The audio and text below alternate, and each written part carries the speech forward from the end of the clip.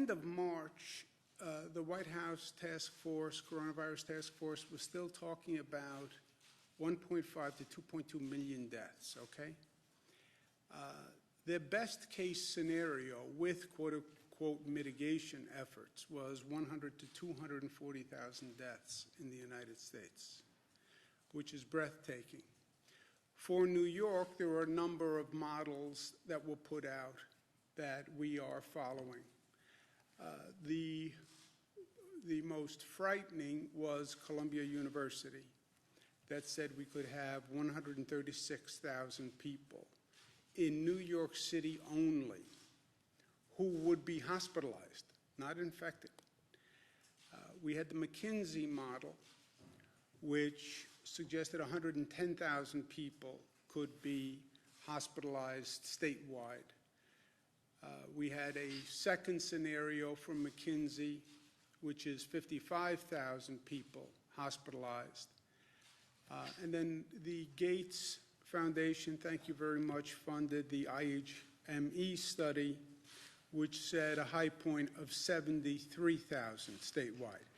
Any of these scenarios are devastating for New York, because remember, we only have a 53,000 bed capacity system statewide, 36,000 beds in New York City. So any of these scenarios are problematic. Luckily, the current trend, if it continues, and if we continue the flattening of the curve, we're at about 18,000 people hospitalized right now. We've increased the capacity of the system dramatically. We have moved pieces around the state like never before. Our healthcare system has done a phenomenal job in doing an insurmountable task. Our federal partners, the Army Corps of Engineers, they have just really all done a great, great job. And our theory, and I believe my job as governor, prepare for the worst, hope for the best, but prepare for the worst. Now, we're at about 90,000 bed capacity in our overall system today, with everything we've done. Even the 90,000 beds, as you see, doesn't compare with the most problematic scenarios. 90,000 beds, we can handle the McKinsey moderate scenario. We don't make the McKinsey severe scenario at 110,000. I believe that 90,000, we have a plan to get to 110, converting dormitories, et cetera, but it would be a massive undertaking and a massive scramble. We do make the Gates-funded projection model. The Columbia University model, we can never, that would just be a nightmare. That is the one that keeps me up at nights, because you couldn't get anywhere near that projection. But all of the statisticians also said, look, we don't know how effective you can be at closing things down and social distancing, because we've never done it before. But they all said that's the chance to so-called flatten the curve if you actually got people to comply with all these measures. And we have never seen it done before in this country, and we don't know if you can do it. So that is the big if in the equation. And that remains the big if in the equation. You can flatten the curve. We are flattening the curve by what we're doing, and we're flattening the curve so far. We should all be concerned, especially New Yorkers. Well, we're flattening the curve. That's good news. It is good news. Well, now I can relax. No, you can't relax. The flattening of the curve last night happened because of what we did yesterday and the day before and the day before that. This is all a direct consequence to our actions.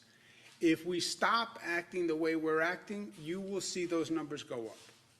And I show the projection models because we can't handle the worst case scenarios. We can't even handle the moderate case scenarios with all we've done. So it is essential that we keep that curve flattened, because we don't have an option of handling the curve if it goes higher. The additional good news is the hospitalization rate does suggest that it's coming down, and we are flattening the curve. We had 200 net increase in hospitalizations, which you can see is the lowest number we've had since this nightmare started, actually. Change in ICU admissions is the lowest number we've had since March 19th or so. So all of this data suggests that we are flattening the curve so far, and the numbers are coming down so far. Number of intubations is down. 3-day average on intubations is down. So far, our efforts are working. They're working better than anyone projected they would work. That's because people are complying with them. You know, there are always two questions. Can you enact these policies? And then can you enact the policies in a way that people will follow? You know, we can enact a policy and people thumb their nose to it and continue doing what they're doing. So there has to be a social acceptance and adherence to the policy. And New Yorkers are doing that. They're acting responsibly and diligently, and we are saving lives by what people are doing today. Our expression has been New York tough because every day is tough on many, many levels. I get it. But every day that we are New York tough, we are actually saving lives. And don't underestimate this virus. I think that is a mistake we made from day one. We as the collective we as the global community. This virus is very, very good at what it does. We lost more lives yesterday than we have to date. We understand, and all the experts have said, Dr. Fauci said from day one to me, you will see the deaths increasing after the hospitalizations because the deaths increase the longer a person is in the hospital, the longer a person is on the ventilator. I understand the scientific concept. I understand the data. But you're talking about 799 lives, the highest number ever.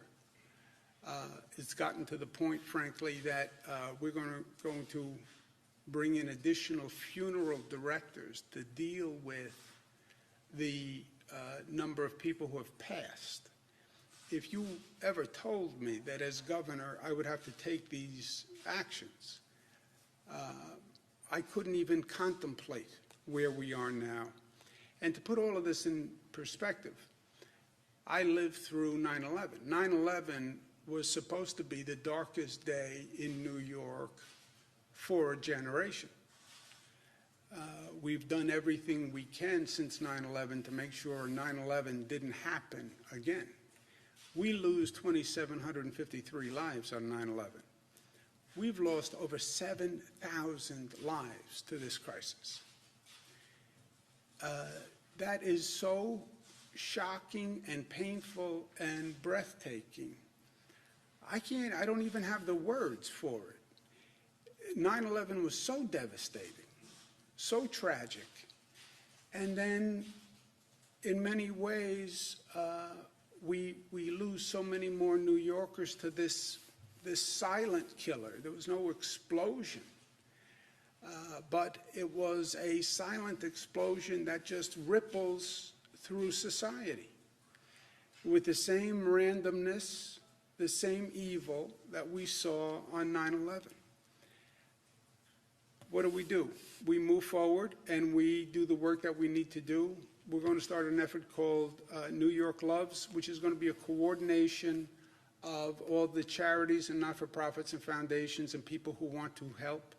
There's been a tremendous outpouring of support from organized not-for-profits, et cetera, but also people just wanting to donate, people just wanting to help.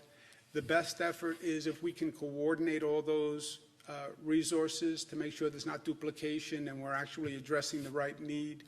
So the State Department of State, Rosanna Rosato, Secretary of State, and Fran Barrett, who coordinates not-for-profits, we will coordinate all the people who want to donate and help, and we'll work with the local governments that need help. Also, let's learn the lessons of what we're going through now, because we haven't finished going through it. Let's learn how and why this virus kills, especially why we have higher fatality rates among African Americans and Latinos, and what we do about it. Let's understand it, but let's also address it. We're going to be doing more testing in African American and Latino communities. With more data, we're going to open new testing sites, primarily in African American and Latino communities. With SUNY Albany, Department of Health, Northwell, collect the test results, but also collect the information that we need to come up with policies to fix this. Where do people live? Where do people work? What's their socioeconomic status? Where do they socialize? What are their previous health conditions? Why do we have these higher rates, and what do we do about it? And let's do that now. Rapid testing and testing is going to be the bridge to the new economy and getting to work and restarting, right? We're not going to go from red to green. We're going to go from red to yellow. Yellow is let the people who can go back to work start going back to work. Well, how do you know who can go back to work? Test them. You have rapid testing capacity. We have to bring it to scale. We have to bring it to scale quickly. And that's something that the state is working on, as well as the federal government. Let's also find a treatment for this disease. Convalescent plasma, which is plasma from people who were infected, that can be then used to treat people who get infected. We need that plasma from people who were infected. We're starting a blood drive and asking those who have recovered from the virus to contact us and to donate blood so we can develop the convalescent plasma treatment. And there's a website on the screen that they can go to help. We also have to be prepared and stay prepared. We have to have the supplies. We have to have the right laws. We have to have the right procedures. Because remember, the 1918 Spanish flu came in 3 waves. We're on the first wave. Everybody is assuming, well, once we get through this, we're done. I wouldn't be so quick to assume that. This virus has been ahead of us from day one. We've underestimated the enemy, and that is always dangerous, my friends. And we should not do that again. There's an article in the LA Times that says the communities that have dealt with this before, like Wuhan, Singapore, are now seeing a second wave of infection. There is a theory that this virus can mutate and change and come back. So this is not, we're in a battle, right? But this is about a war, and we're only on one battle here. Even once we get through this battle, we have to stay prepared for what could come down the road. And we also have to start to repair the immense damage. Before you start talking about restarting the economy, you're going to have to address the damage that is done to society today, which is intense, the economic damage. People who are now living in poverty. I mean, people have been without a check, without a job for weeks. And most people in this state live paycheck to paycheck. And all of a sudden, the paycheck stops. We're doing everything we can on the unemployment benefits and increasing the unemployment benefits, but you have families that are in true economic hardship and are impoverished because of this situation. What do we do with the housing market? Our healthcare system, we have pushed to the max. We have pushed people to the max. We have pushed facilities to the max. We have beds in lobbies, in conference rooms, in hallways. I mean, we did what we had to do to be ready, but we have done a lot of damage in the midst that has to be undone. So that's something that we're working on immediately. And we need the federal government to be responsible, and we need the federal government to pass legislation that helps. We have to stabilize state and local governments across this country. New York State has had the highest number of cases by far and away. Our costs have been the highest in the country. The past legislation that was enacted, we were told would bring $6 billion to health care. When we did our state budget a couple of weeks ago, we believed what they said, and we thought we were looking at $6 billion in health care funding. Turns out, when we actually read the language, it was about $1.3 billion to the state of New York, which is much different than $5 or $6 billion. And the funding disqualified 1/3 of New York's Medicaid recipients, which nobody said. You know, and to our federal representatives, I spoke to Senator Schumer, I spoke to Senator Gillibrand, this is no time for politics. This is a time to enact the legislation that actually addresses the need.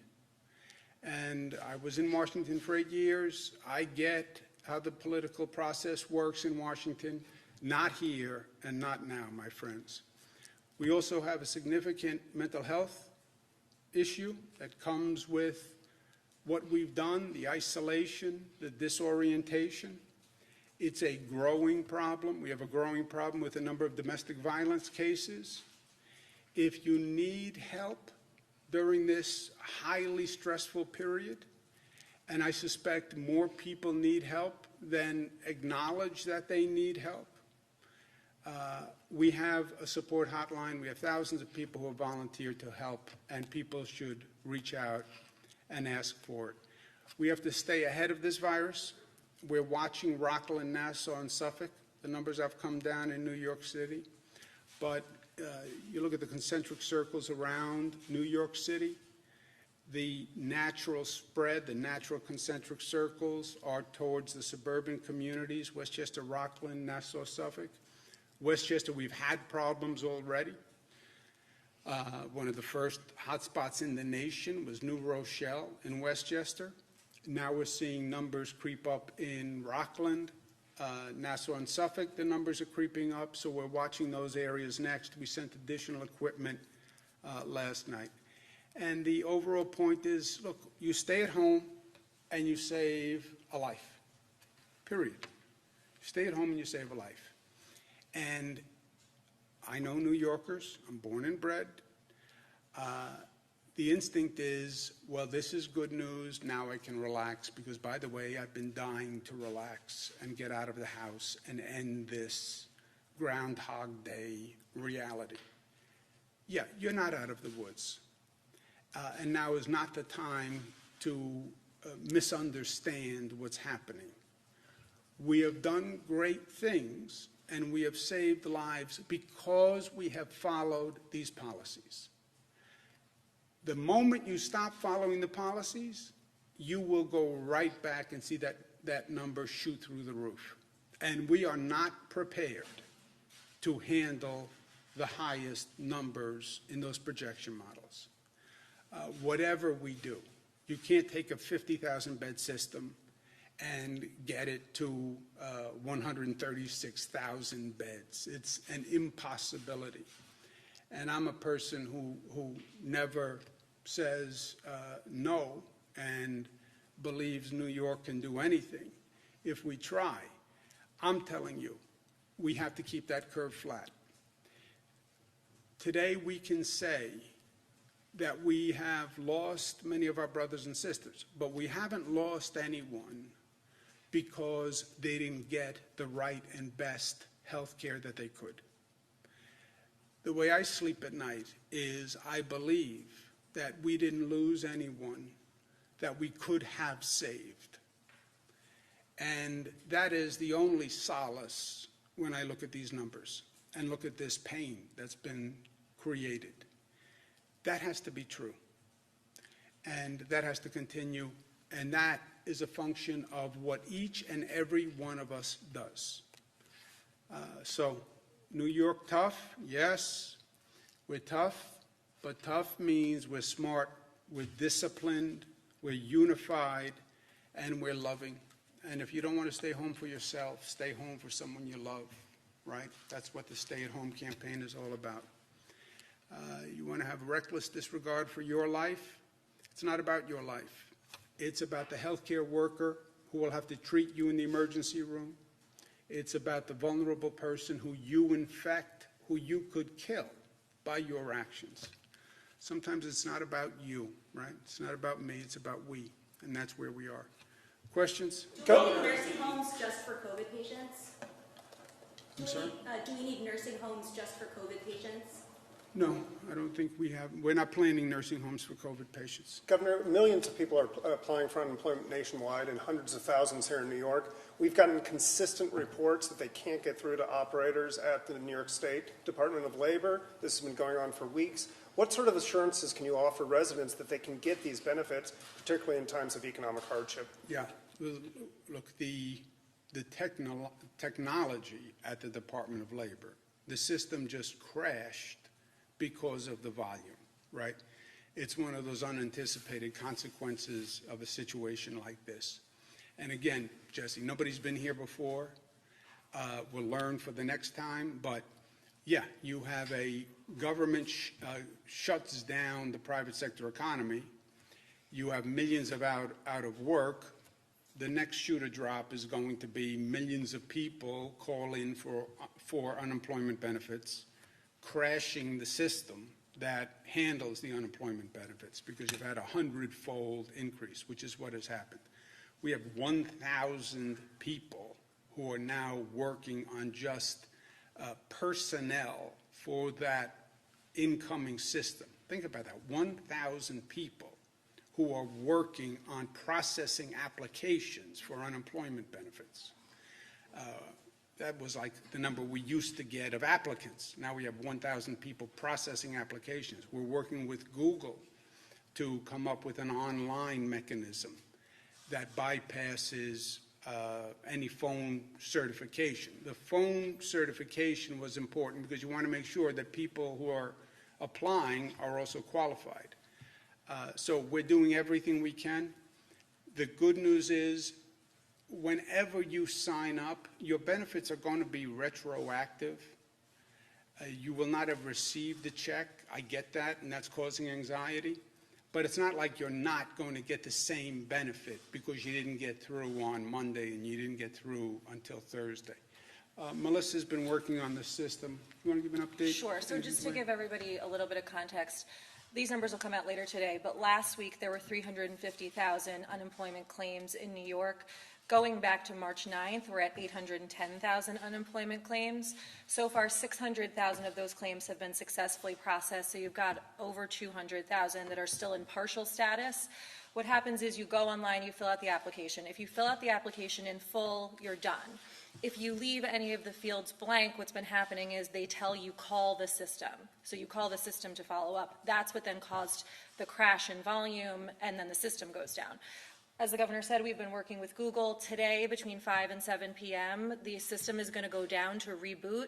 7 o'clock, the new application goes online. It's streamlined. There are fewer questions. And once you get to the end of that, if you successfully fill it out, it's going to say you're finished with the application process.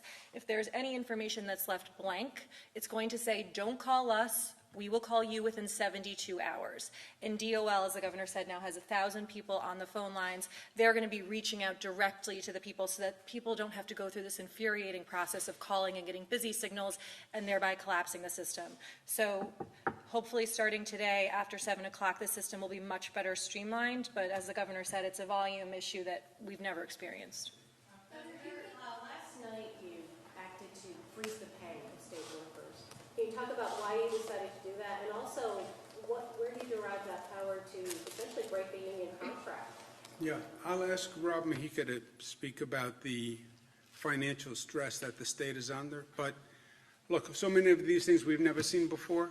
We have never seen the financial devastation done to the state budget the way it has happened here. Again, in my lifetime, we go back to 9/11, which was the catastrophic event. This is more devastating to the New York economy and New York budget, which is just a function of the New York economy, than 9/11 by far. But Rob, do you want to speak to the question, Karen's question? Sure. Just look at it in the context that we're talking about. We're looking at a revenue shortfall of between 10 to 15 billion, and those numbers are trending more towards the middle of that right now. Look at a context of where we have 50% of the workforce is staying at home, just of the state workforce. As Melissa just mentioned, over 800,000 new unemployment claims in the past 3 weeks. And we frankly don't have the money, right, to make these payments. So we think at this time it makes sense to take a pause. The 2% raises don't go in effect for at least 90 days. At 90 days, we'll review it. Once we have a better picture of what the state's fiscal picture looks like, we've been asking the federal government to provide assistance to the state. If you look at a lot of the labor unions recognize the state only has a certain amount of resources, trying to prioritize those resources right now to fund the healthcare crisis. In between now and then, let's take a break and let's see if the federal government is going to step up, provide the state with more resources to deal with the revenue shortfall, and then we can deal with those commitments. To your question on where does the state have the authority, within the pay bills for each of these contracts, when the legislature passes them, there are provisions in there to allow for withholds of these payments. So that's what we're relying on right now. And again, we will relook at it in 90 days once we have a better perspective. Excuse me 1 second, Nick. Just let me follow up on that, Karen. Look, life is options, right? You have a $10 to $15 billion shortfall. What are you going to do about it? I can't just sit here and say I'm efficiently operating the state when I know we don't have money to pay the bills that we're incurring right now. The options are you could do layoffs of state workers, option A. Option B, you could buy some time with freezing the raises to state workers. I choose option B rather than laying off people, which would only add to the unemployment claims, the stress, the hardship. Let's freeze the raises because that's better than losing your job. And let's see if the federal government actually does what they said they've been going to do for the past several weeks, which is pass legislation that understands the level of the crisis and gets the state some funding to stabilize our finances. Just how many Go ahead, people? Nick, I'm sorry. Oh, no, just for Rob, just how many people or workers does this affect? It's about 80,000. And how much is it calculated that it'll save? There's been reports that it's like 3.5. About $50 million for the 90-day period. Governor, where are we on the antibody test, and do you plan to, share that once it gets approval with New Jersey and Connecticut to coordinate a testing protocol as part of your getting back to Yeah, work we plan? are doing the antibody testing as we speak. State Department of Health has an approved antibody test. It's now about bringing it to scale. It's all of these testing protocols, they all basically exist. None of them are at scale, and that's the next challenge. How do you get rapid testing, 15-minute test to scale, right? We need millions of them. We have roughly a workforce of about 8 million people. You want people to go back to work. How many of those 8 million can you test on the rapid testing? How many can you test on the antibody test to see if they were infected? How many can you treat on the convalescent plasma protocol, which we're asking for blood donations? So all of them, it's a question of coming to scale. These are not government-run programs. They are basically private sector-run programs. So we're reaching out and working with private sector companies who could bring these tests to scale in New York. Whatever we do, I try to do with New Jersey and Connecticut. Again, because this is not a New York-centric situation. This is a national situation. The best I can coordinate is by doing it regionally with New Jersey and Connecticut. And we talk about the tri-state metropolitan area. The workforce comes in to New York City, New Jersey, and Connecticut. There's a lot of sharing among those 3 states. So whatever we try to do, we try to do together. And we are doing this. Like in terms of Same like, thing, who same gets thing. I tested? spoke to Governor Lamont and Governor Murphy about it yesterday. Governor, I know we've got some contributions from other Hold on, states. Nick, 1 second. Go ahead, I'm sorry? How are the census efforts going with everything going on? Are you confident that New York State will have a complete count, so to speak? I'm not confident that any state would have a complete count in this environment. I mean, just think about it. You're doing a census in the middle of this environment. You're knocking on doors, trying to make contact with people. After everything they hear is, don't make contact with a person who you don't know. So it's an extraordinarily difficult time to be doing the census. And I don't know what we're going to get. But that's not a New York issue, really. That's a national issue. But I think it's highly problematic. Is there any theory as to why there are an increased number of cases on Long Island and in Rockland County? A lot of New York City residents, when this started, fled out east to their second homes. Is that part of the reason why there's an increase? I think if you look at the numbers, forget the second home theory. It's going to be people from Suffolk come into work into New York City. People from Rockland come into work in New York City and have been, it's a suburban community. Parts of Rockland and Suffolk are bedroom communities, so to speak, for New York City. So that's going to far outweigh any second home theory, just in terms of numbers. Nick? I know the state's gotten some support from other states when it comes to ventilators and medical equipment, but is there anything new on that consortium that you had first discussed? Look, when we talk about preparedness, this was, and I don't want to get into a retrospective when you're in the middle of the game, right? Because we're still in the middle of the game. So it's not the time to start to do a retrospective on how the game was played when you're in the middle of the game. Let's just play together. Let's finish the game, and then we'll talk about what could have been done differently or should have been done differently. But, excuse me one second. We're in the middle of the game, and the game is going to go on for a period of time, and there may be another game right after it if any of these rumors about second wave are true, or the Spanish flu, second, third wave. The supplies, the equipment, is a real issue to address. Now, there's different ways to do it. The federal government, the president said, federal government's not a shipping clerk for states. One theory is the federal government is the supply purchaser for states. That states aren't left to their own to scale up for a global pandemic. The federal government does it. That's what FEMA does. I come from a strong federal government background. Part of the Clinton administration, we were very active on disasters, and FEMA was a really key player. So, to me, that's a viable option. Yes, this is a federal emergency declaration. It is a war. When you go to war, that's a federal effort, right? It's not state by state that declares war. It's not state by state that you go out and you buy tanks. This is a global pandemic. It's a national situation. Something like 98% of the country is under stay-home orders now. The federal government is the purchaser-in-chief, strategist-in-chief. FEMA buys the equipment, distributes it to the states that need it. Okay? That's option A. And I think that's a viable option. But people can say, well, I don't want to do that. Option B. Okay, option B could theoretically be designed. We've never done this.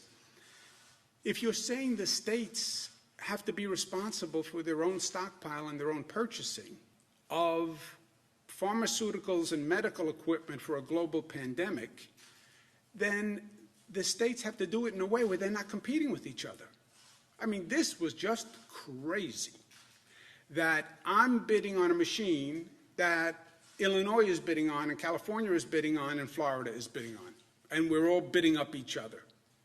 I'm trying to buy masks at the same time that everyone else is trying to buy masks. That is just, and I'm going through all of these efforts. I have to figure out how to do business with China, where I have no natural connection as a state.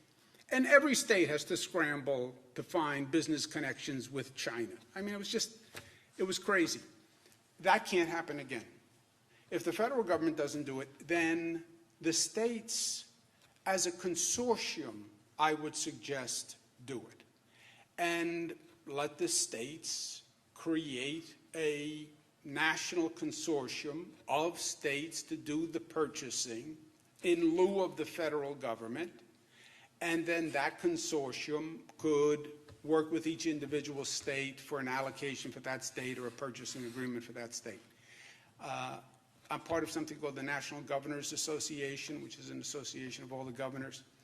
I'm what's called the vice chairman now. I become the chairman. But it's something I'm going to focus on and work on. I become chairman in a few months. It's a sort of rotating cycles. If the federal government's not going to do it, then the states have to do it, and they have to know that they have to do it, and they have to be prepared, and they have to do it together. But what happened now can't happen again. And it can't continue to happen, right? Could you please comment on whether or not the state is providing any guidance to local jails, particularly in rural areas, to stop the spread of the coronavirus? Yes. DCJS, on our state prison system and on the local jails, DCJS has provided guidance and new procedures, and we can get that to you. More procedures, either directing them to release more jail prisoners or any further guidance to stop the spread? Any specific? I would have to check. And I don't know if DCJS has done recent guidance, but I can find out. What's Social distancing, Governor.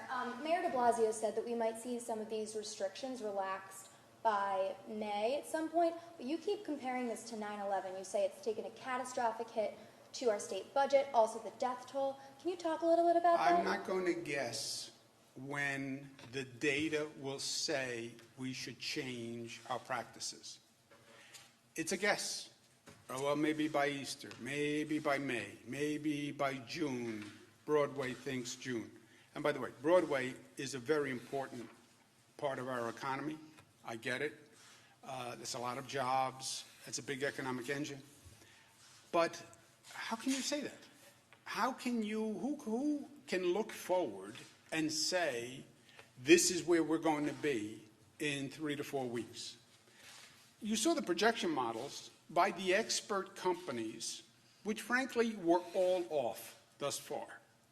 So I'm not going to say to anyone, this is where I think we'll be in 3 weeks or 4 weeks or 5 weeks. I have no idea. I don't know if that curve goes up. I don't know if that curve goes down. It depends on what we do, and we'll know when we get there. We look at the data every day, and every decision we make is in some ways very simple. As traumatic as they are, they're all data-driven by experts. This is, you look at the numbers, and the numbers and the data should drive the policy. It's not what you politically would like. It's not what you think. It's not what you hope. I have my own hopes, but make the decision on the data. And I'm not going to tell you what I think the data says in 5 weeks, because I have no idea, and I've spoken to the smartest people on the planet for the past month about this, and I'm telling you, the smartest person will start by saying, I don't know. And that's, to me, the sign of wisdom in all of this. Projections compare to what happened during 9/11? Well, this economy has been shut down tighter. Remember 9/11, in retrospect, 9/11 was catastrophic emotionally and physically and culturally, and it gave us a sense of vulnerability that we never had before. But on the pure numbers for the economy, this has been more devastating because this was a complete shutdown for now over 1 month of everything. And on the numbers, this is much more consequential for the economy than 9/11. Thank you, guys. I'll talk to you tomorrow. I'll talk to you tomorrow. How confident am I of federal responsibility and action? Not that confident. I'll talk to you tomorrow.